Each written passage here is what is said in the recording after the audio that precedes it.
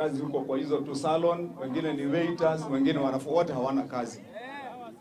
Hii safari itakwisha vile nimesema, kwa mapenzi yake Mwenyezi Mungu, na itaisha vizuri kwa vile Mungu ako upande.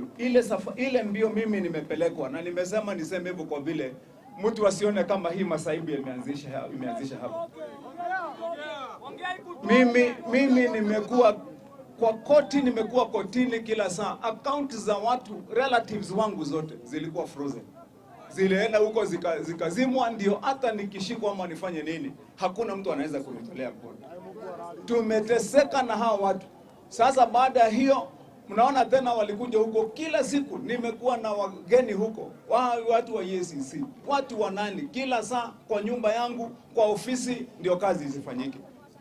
Baada ya hiyo tena mambo ya mateso ya siasa, mtu ambaye anafuata, na siku hizi kila mtu anaona, nikienda hata kwa mikutano watu wanaletwa wa kunipigia kelele, na ndio ikae kama mimi sina namna kwenye ground.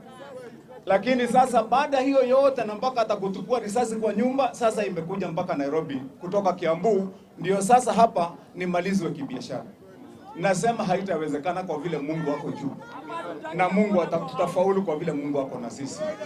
Nataka niwashukuru nyinyi wote, watu wa Nairobi, watu wa Kiambu, watu wa Kenya wote ambao wametembea hapa. Nishukuru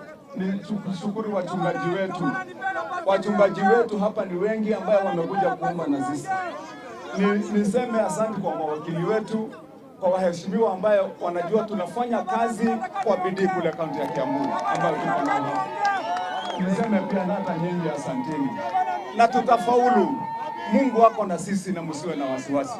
Nasema asanteni jamani. Asante sana ambayo umekadiria the value of this property.